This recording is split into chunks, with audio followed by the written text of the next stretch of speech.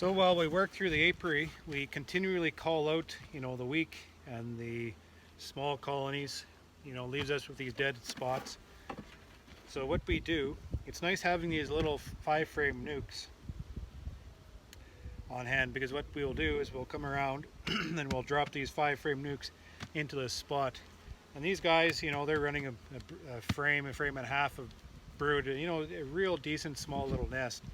These little guys are really, holding their own, and they're just ready to take that next step into expansion.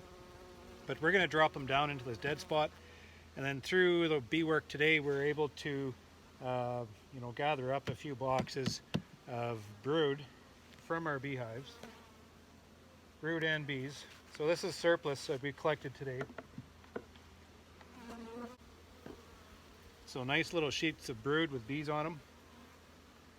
And we're going to use this brood, the surplus brood, to boost these little nukes. So just see what's cooking down here.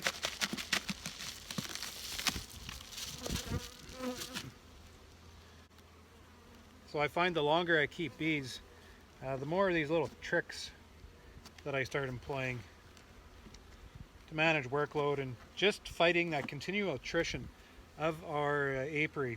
Just trying to fight back, trying to keep these dead spots full of bees.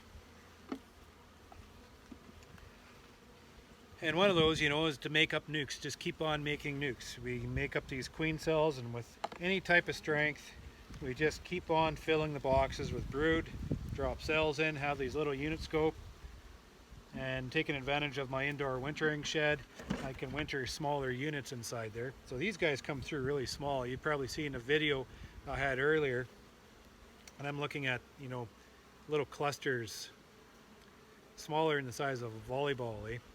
So they are able to rear enough brood within that space to switch over their winter nest, get them into spring. So here's the spring nest going on right now. They've been able to expand because it's a little bit warmer now, although I'll argue that. But anyways, so now she's using the bees within this nest, and she's stretching the capability of the bees within that nest to be able to rear as much brood as they possibly can. So this gets them into that next stage, and they're just about to expand on me. You'll see how she's doing. So here she is, just started a nice neat little brood nest, and she has eggs all the way out here. So this queen is looking fantastic right off the hop. I don't necessarily have to find her. As long as the ivory frame goes in here, and as long as every bee goes in there, that I know that she's going to be in this box. I just want to, have a quick look just for a health check. Here's a good frame of brood. This queen is doing absolutely fantastic. Just because sometimes these colonies winter small, a small colony does not mean it's a poor colony. You got to give them a chance. You got to look at all the factors that are affecting the development of that colony and throughout the fall to get them through winter. And you got to look for all these little cues. You give them enough bees, and they will go to town. And you'll be able to identify the poor queens. So there's 2 frames of brood.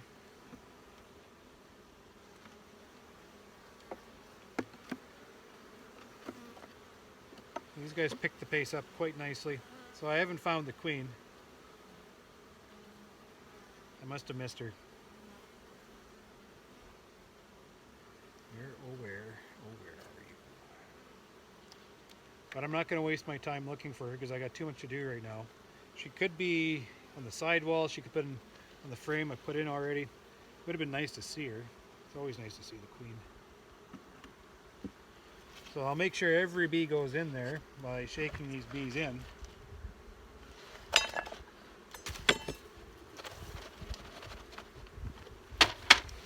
So she has to be in there now. So I counted 2 frames of brood. I want these guys to catch up to the rest of the apiary, so I'm going to drop them a couple more, a frame and a half maybe of brooding bees.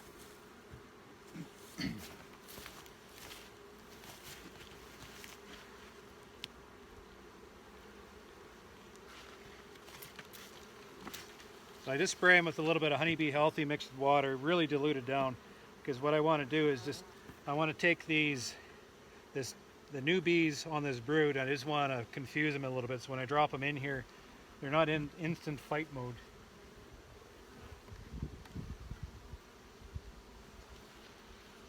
So that's, you know, not really a frame of brood. Got some brood on there, but lots of bees. So there's 3 frames of brood in here now. And got to make sure, boosting the colonies like that they have enough bees in there to be able to cover up all the work you just give them.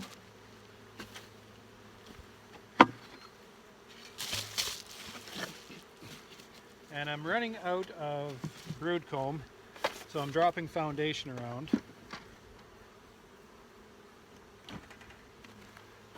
And I'm going to put a pail of syrup on.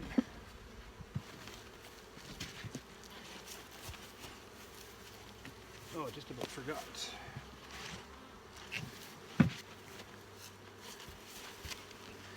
Got to transfer my tag. 2018, number 6, whatever number 6 means. Carrie will know.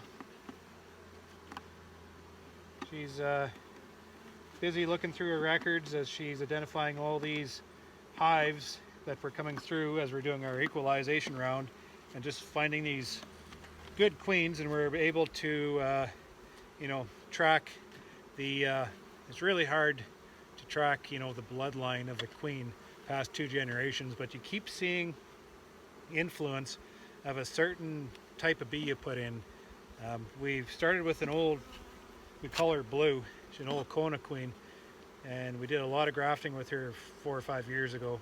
She had a blue dot in her back, and her daughters and her breed line, and then we bring other bees in from other beekeepers around, but the old Blue there just keeps reoccurring, you know, just keeps coming up as there's some really good stock. So that's good. That means whatever characteristic was in those Kona queens there is favorable to the work environment that I got going here on this honey farm.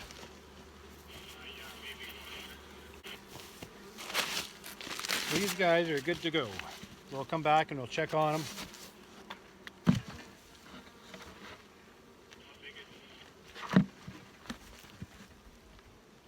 little bit of feed. And they will basically just become anonymous within the rest of the apiary.